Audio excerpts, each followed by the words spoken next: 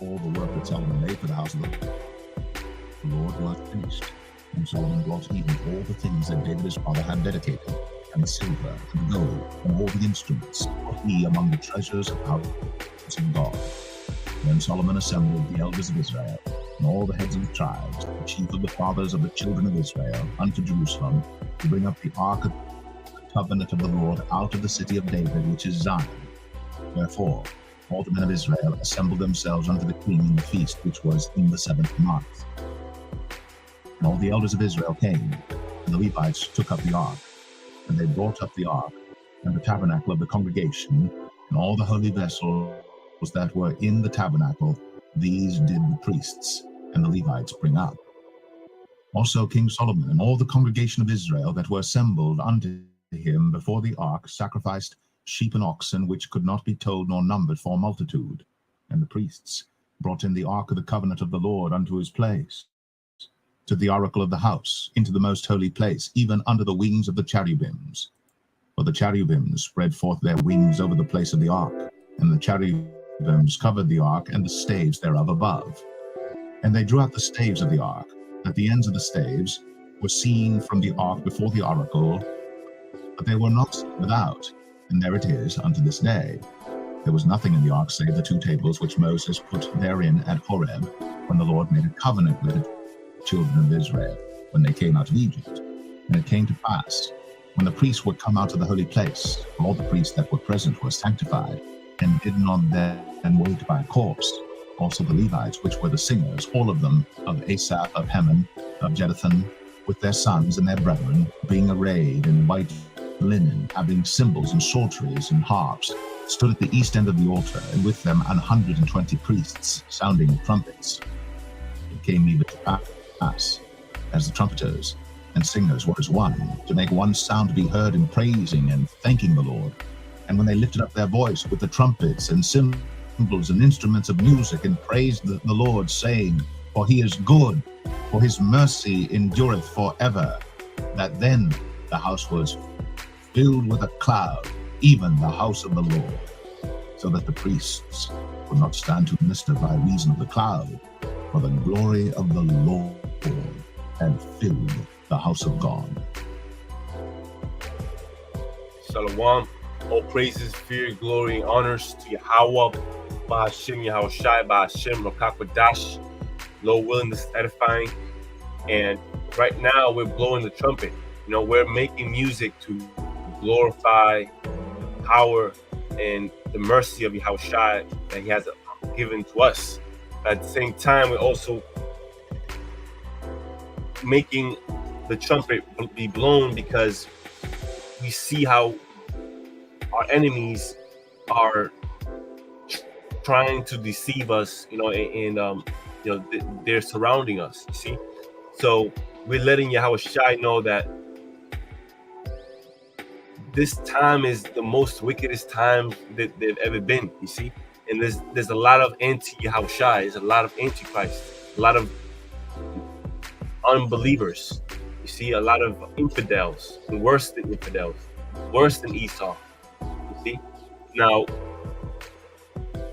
it's a spiritual battle, and everyone knows it's a spiritual battle. That's the times we're in. Everyone knows about prophecies. Everyone knows about, you know, Esau, and you know. But the thing is, people still ignore Yahushai. People still ignore what Yahushai really stood for, and the fact that he's only going to protect a remnant, and that remnant is clean from the world. Let me get this precept here. This is 1 Timothy 5, verse 1. It says, rebuke not an elder, but entreat him as a father, and the younger man as a brethren. Now, if you look at this, you know, and you apply it to your life, you're gonna know, like, if you don't agree with an elder or a brother, and they don't accept your rebuke, right? Hey, rebuke not an elder, but entreat him as a father that is not really there for you, you know. Because see, in Israel, there's always, most of the time, a father missing. You know, there's not a father in the family, whether the father got locked up or just disappeared. You know, that's why we have a lot of single mothers raising their children, and it's all because the curse and all this shit, right? But the thing is, we have a father figure, and it's Yahweh Shai. But so we don't really have like idols, you know, because if your dad in the world goes off, you know, you're gonna have to part with him. So you don't really have to live with your parents, is what I'm trying to say. So if you have Yahushua as your true parent, you're gonna focus on your relationship with him. Now, yes, we love our families, but sometimes they just too much. They really follow the world, man. You see? Like they'll take the vaccine. They listen to Esau, and they just look at you like you're not even in the spirit when you have the spirit. You see? So the men that have the spirit, we are ignored. We are the underdog, you know, and we are evil spoken of. So let me continue. 1 Timothy 5, verse 1.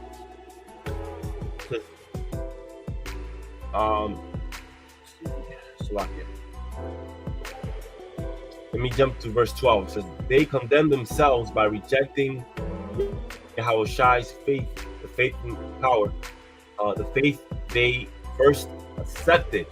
You see, so you could have the faith at some point, but if you lose the faith, there's no coming back from that, man. The Lord is not taking tears. He's not taking anything that is not the wheat. Only the elect, you see. And for the elect's sake, the times and days are being shortened. Everything's being known. Everything is just wrapping up, man. Like when you watch these Marvel movies and stuff, like you can tell when you were at that last hour, you know, that final battle, and you just gotta keep pushing, man. You gotta just keep standing and keep fighting.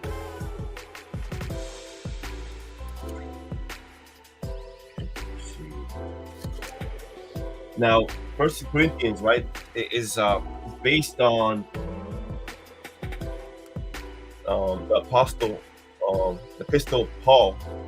Let me actually read this. It says, this is the epistle from Paul to the Corinthians church. It is a follow-up letter to 1 Corinthians. It says to discuss particularly the concern over the false teachers who continued to plague them. So these false teachers, these false prophets, they're a plague.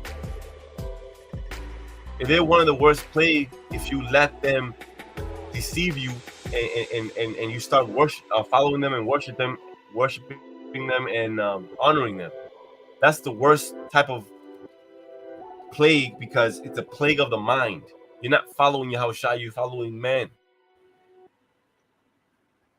So again, the Lord is wrapping this up and making this the time pass by faster because they're trying to deceive the very elect, and it's not possible.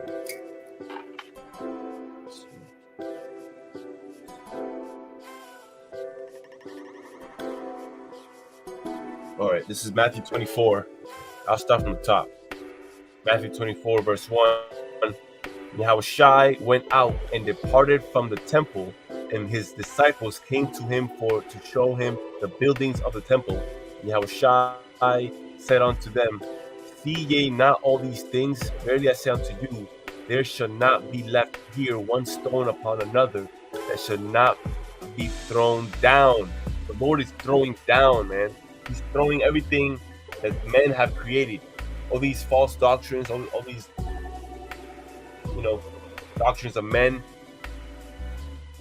The Lord is throwing them down.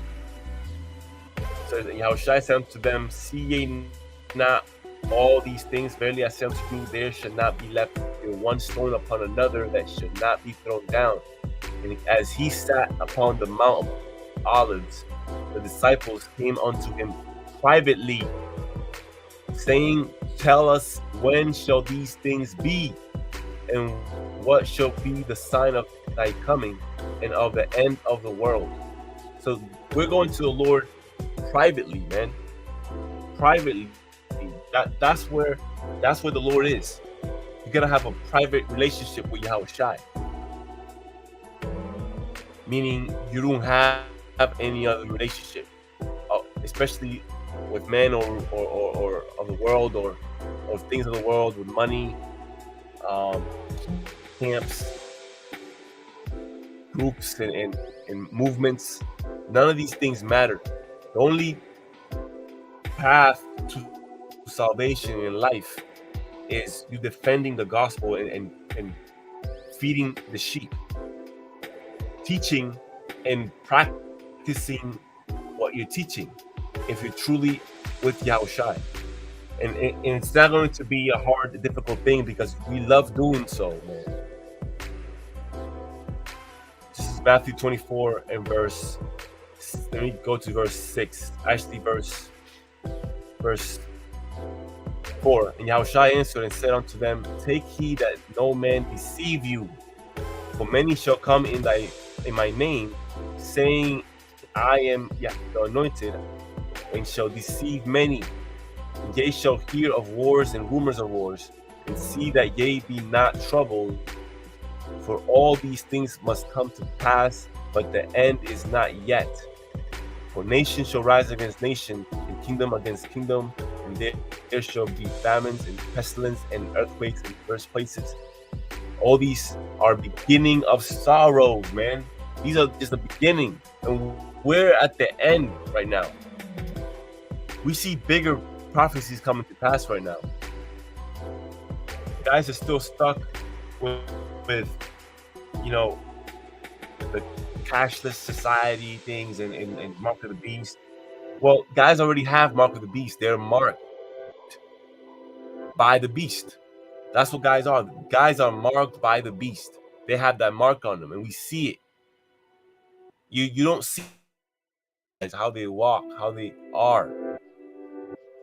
So make sure that you're sealed in Yahushua and not marked by the beast, man. Let me close it up with this precept here.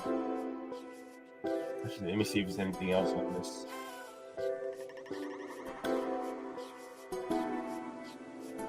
Right, verse 9, it says, Then shall they deliver you up to be afflicted, and shall kill you, and ye shall be hated of all nations for my name's sake. Hey, we're being killed every day.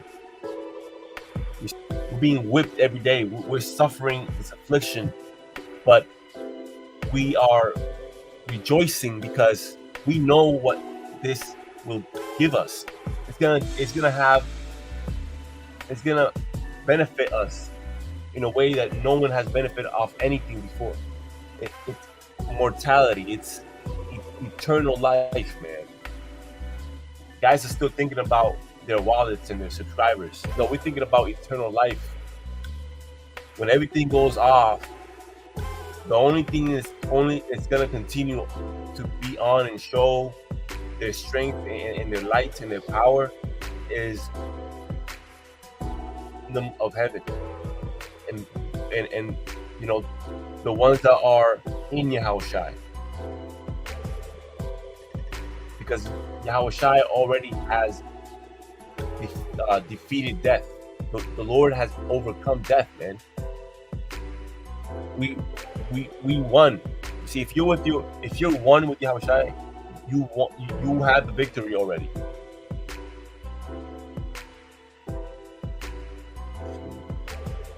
Verse 10, and then shall many be offended, and shall betray one another, and shall hate one another.